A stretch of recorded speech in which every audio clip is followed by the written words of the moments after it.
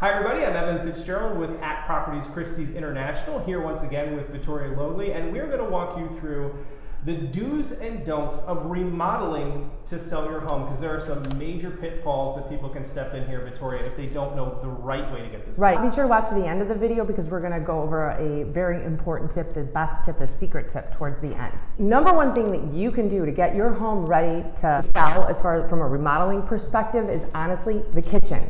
Kitchens and bathrooms sell, but the number one thing that sells a home is a kitchen.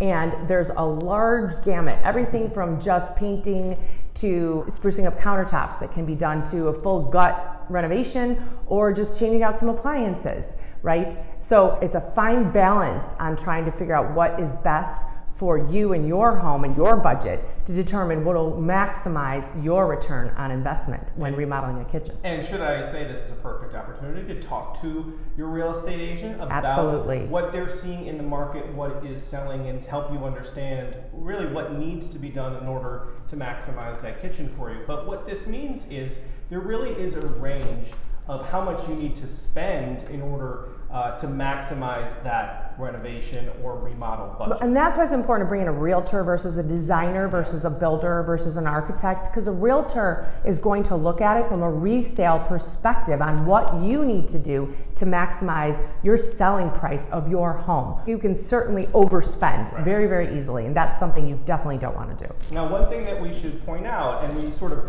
pulled numbers from different places, but when we looked at the average, about 71%, that is the rate of return on what they're calling a medium kitchen remodel or renovation. So we're not gutting the kitchen. This is an update and a refresh. So there are things you can do there. Countertops, backsplash, paint the cabinets, new fixtures. Potentially you could upgrade your appliances if you have older appliances. Or maybe countertops. Right, but we're not talking about a gut renovation here. So, this is a middle price renovation, and the reality is that you actually tend to get, by a percentage, more money back when you sell when you do it that way. But Vittoria, we do know that sometimes some kitchens need a little more than that. Yes, I mean, if you're talking about a house from the 1930s with the appliances that are super old and Formica countertops, terrible backsplash or no backsplash at all, it's really going to be imperative to update the kitchen in order to sell the home. Buyers don't have as much of a problem updating bathrooms because it's not as obtrusive. It's easier to live through, right? Because you can maybe do one at a time, assuming that you're talking about a property with more than one bathroom. If you're working on one bathroom, you have another one available. Generally speaking, we only have one kitchen. One kitchen, it's very disruptive, right? That's the word. It's very disruptive to live through a kitchen remodel because you essentially really won't have access to your kitchen for 4 to 6 weeks, potentially. Now, if you're only painting cabinets perhaps, and doing countertops, it's not gonna be as disruptive. But it's really important to determine what it is that's going to make your home more sellable. If the home has a super dated kitchen, it is important to spend some money and redo the kitchen. And one thing to keep in mind is the layout too. So if for example, you've done other work on the home and the home has a fairly modern layout, but the kitchen is a galley kitchen, that's obviously going to stand out when buyers come in. Immediately they're going to walk right into that kitchen and say, wow, this doesn't really fit with the flow of the rest of the house. So that may be a time where a larger renovation would be warranted in order to maximize the price of the house. But our advice here is, if you can avoid it, a middle renovation, a medium size, as if renovating your kitchen ever feels medium size. I'm sure it doesn't. That seems to have the best return on your investment. And that can bring about a 70 to 80% return on your investment, which is a pretty nice return.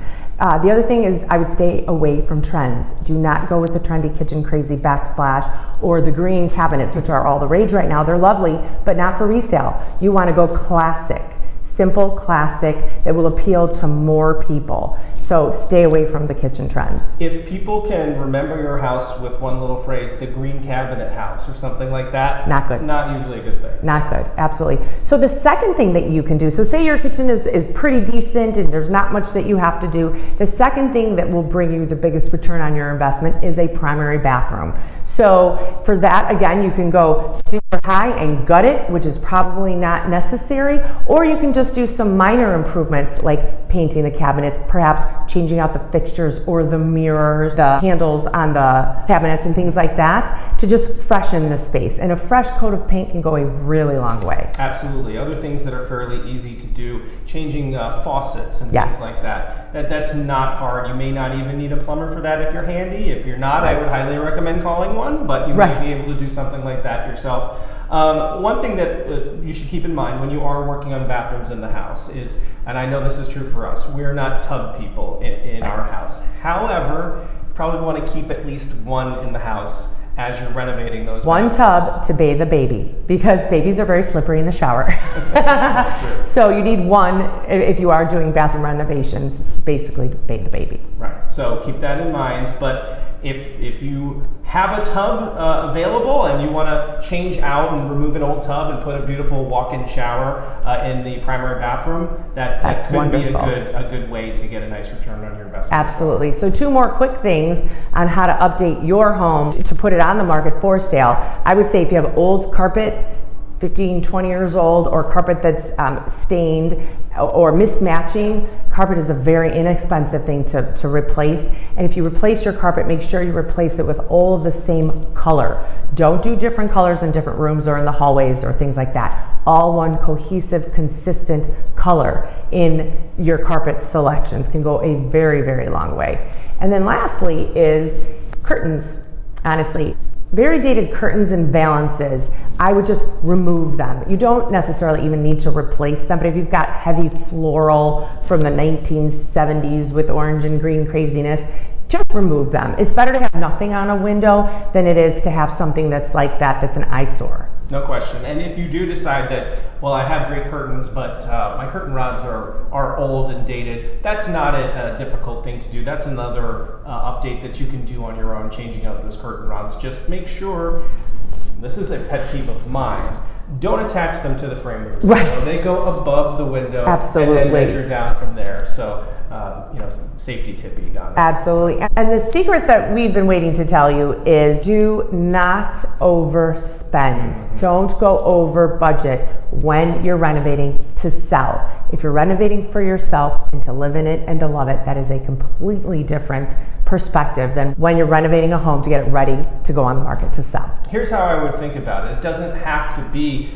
the most luxurious renovation, but if it's updated, it's clean, it's new, it looks fresh, that's the impression that people are going to have when they walk through your house to see it. That's the feeling they're going to have.